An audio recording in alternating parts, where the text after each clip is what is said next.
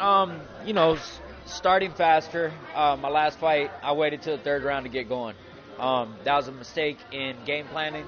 It was my fault more than the coaches. Um, but they didn't start calling for combinations until the end. Kind of first round, we wanted to go in and see what he was going to do, and then answer. And man, it didn't work out. I got caught early on. And he kind of hurt me. He didn't daze me or wobble me. He caught me behind the ear. And, the commission was looking at it after the fight. It's an illegal shot, everything. But, hell, I'm not that type of guy, man. I don't bitch and complain about anything. It was a fight. He caught me with a good shot. It doesn't matter where it was. He was still able to hit me with it. But it kind of threw me off for a round, man. I didn't feel normal. Like, my balance was real different. My equilibrium was off. He looked really close, really far away, really close, really far away. I even tried squinting my eyes real hard, try to get my vision back. But whenever I went to the corner, I couldn't tell my coaches very much, because if the doctors hear anything about vision, that's the number one reason they'll stop a fight. I'm against stopping fights. Cowboy one time couldn't see out of one of his eyes, against Damien Varner. He was squinting his eyes trying to get his vision back. But he's the type of guy, he's not going to stop the fight as well. Just the other day, Chris, Levin? He was fighting Mark Munoz, That dude's a G, He's like, I'm fine, I can see. He couldn't see. But it's a name of the sport. You're either a real fighter or you're not. Either you need to be in the UFC or you don't. Most guys that are here won't complain about something like that, and I'm one of them. I won't complain about anything. I want the fight to keep going. If they give us extra rounds, that'd be better for me. I want fights to last longer. They make them all main events, 5-minute rounds. Make all the fights 5-minute rounds. That way there's no decisions, no draws. We'll find out who the real guy is at the end. All right, so, but it was good, I feel like I got going in the third round finally. I was able to show Nam that I feel like I'm a better fighter than him, I just haven't been able to pull the trigger. Both fights with him have been short notice. Both times. I feel like if I have one good camp, I can put it together and I can put them away. I'm a real emotional fighter. Like I fight. I love fighting, man. I love everything about it. The walkout, getting in there, seeing the guy, all the build up, all the anticipation. I live for that. It makes me feel alive. So when I get in there, man, I get emotional. I want to let everything go. And I do make mistakes because I try to knock the guy out with every shot. I do miss a lot of punches. But you know what? There ain't a 45er out there that's going to make me pay for it. They can't hurt me. I have a really good chin, and good submission defense. I've been caught twice in my career, and both times were my own mistakes. Until I meet the guy that knocks me on my ass and makes me not want to do that anymore, I'm going to keep doing it. If that's what the fans want to see, then I'm going to keep giving it to them. The directions that I'm going to start changing is I'm gonna become, try to be just a little bit smarter. I'm not going to try to go for the big show right off in the first round. I'm going to try to figure guys out and turn my offense on. In the gym, I can beat people all day long. I get out there and fight, I get emotional, and I go crazy. So, I need to, like you said earlier, man, exciting fights are fun. They're fun to watch, and the crowd loves them. Everything, but at the end of the day, if you ain't winning, why do you want to be in the UFC? Yeah, and I'm one of those guys. I want to be a champion. And I train with the right people. I got all the right tools. If I don't use them, I'm the dumbass. And it took these two losses that I just had to Korean Zombie and Nam Phan to make me realize this. But I'm fighting February 26th in Japan, UFC Japan, and I'm really honored that they want me on that card. They told me, we want you on the card, we're moving slots. They won't tell me yet because it's not released to the public. I'm sure everybody will find out when I find out. All I know is that it's a Japan fight. I'll fight anybody that they put in front of me out there.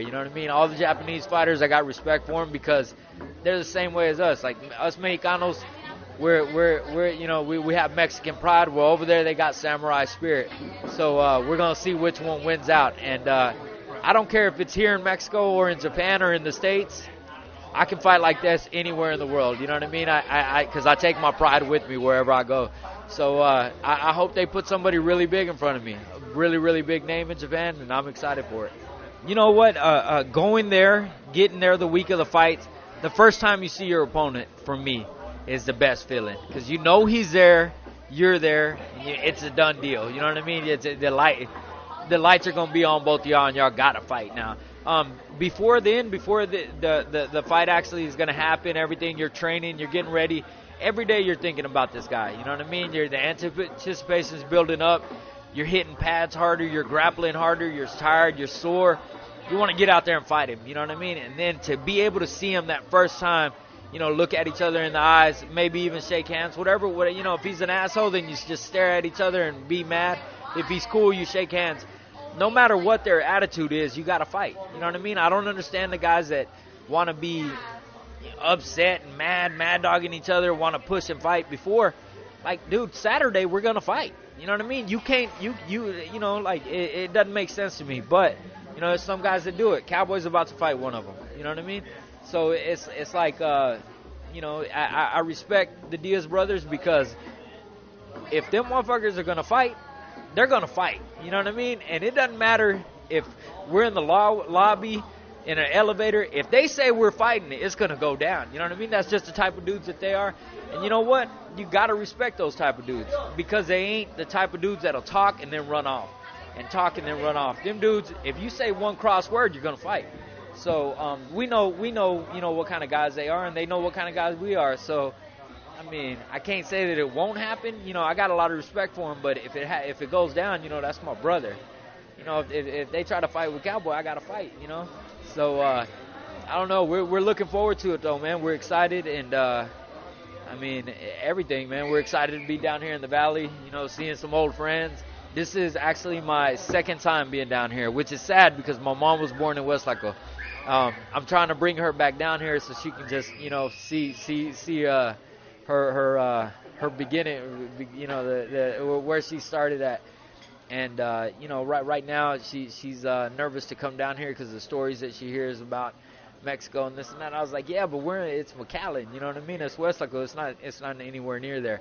But, you know how moms are. They're overprotective. Mike is the newest addition to our team, and he's probably the best thing that could have happened to me and Cowboy. It's so crazy that he was down here in McAllen the whole time. Had he been there at the beginning of our careers, both of us would be champions now, But yeah, and it's the truth, man. He definitely lit a fire under a lot of guys down there at Jackson's. He's a new fire that just came in, man, and Mike's he's not a bullshit coach, you know what I mean? Mike comes in there and whatever he tells you to do, you're gonna do it. I don't care if you like it or if you don't. Cowboy's the type of guy, if you tell him he's got to do something, he'll try his hardest not to do it, But him and Mike, man, they go back and forth, and Mike finds a way, you know what I mean? He finds a way to trick him into doing something that he didn't want to do, and as you can see, Cowboy's on a tear right now, man, and it's all, we give a lot of that credit to Mike because, he really did. He found a way to light fires, and, he made me smarter. I finally came out in the third round and threw with technique, instead of fucking just trying to knock somebody's head off. And I almost knocked Nam out with it. So it's a couple of things, man. Mike's tweaking us, and he's doing a great job. And, man, if it weren't for Mike, you know what I mean, we wouldn't be moving forward. We'd still be moving backwards. VF Elite, our new management company, they've been doing a great job. Tap Out, as always, man. They've always hooked us up. Rev Gear, Red Nose, Safe Auto, all you guys, thank you guys. And McAllen, Texas for having us down here, man. Cool.